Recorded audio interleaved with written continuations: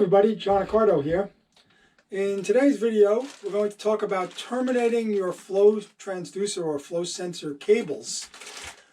When you receive your cables with your new flow meter, whether it be an FS230 or if you still have an old FUS 1010 meter, they come in a pouch with the label of the part number of the appropriate length that you ordered with your meter.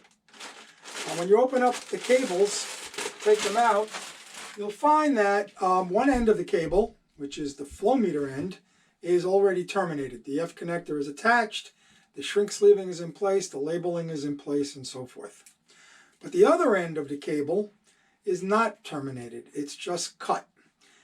This is so that you can pull the cables through your conduit if you are using conduit without any obstruction of the terminations. So that once you have them in the field, you're going to have to do a final termination. Along with the cables comes a pouch that has all the termination accessories, which include the conduit fittings and the F connectors themselves. So in this video, we'll talk about how you go about doing that, and it's really quite easy. The same thing would apply as if you were going to just trim your cables back. If you need to shorten your cables because they're too long, you would follow the same process. When you open up the inner pouch that came with your flow sensor cables, what you'll find in the pouch that comes along with the sensor cables are all the items that you would need to terminate the cables, including the F connectors themselves. There'll be a variety of shrink sleeves, labeling that has the part number of the cable, and individual up and down labels so that you can label your cables upstream or downstream. This shrink sleeve has glue on the inside, so when you put this and you slide this over the F connector and heat it, it will not only shrink, but it will also seal that cable end connection. And of course, the connection directly to the flow sensor itself, the compression fitting that will screw on to the flow sensor. It will actually allow you to screw the cables and create a seal to the transducers themselves once the cable is terminated. So we'll step by step through this process on how you go about doing this. Also, just one note of caution. These cables are RG62AU. They are 93 ohm cables.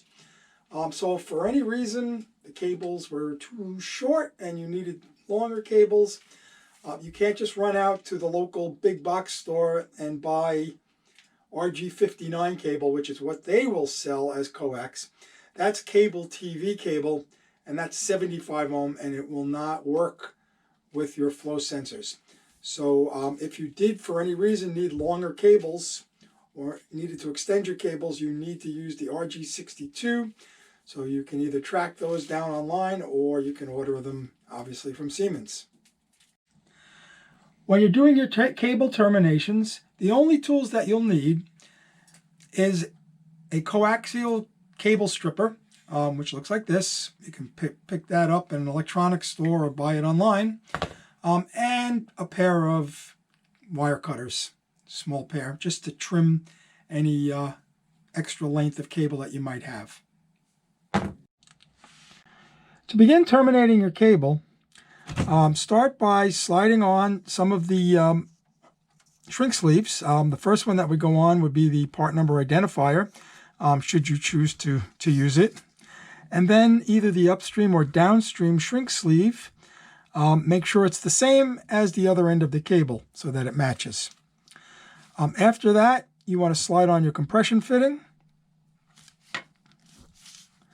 and your seal for the cable.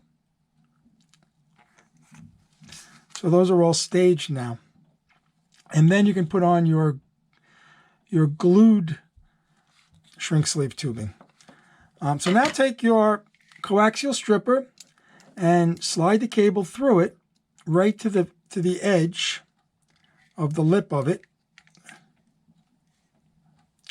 and then spin it Just spin and spin, and you'll feel it cutting through the wire until it spins freely.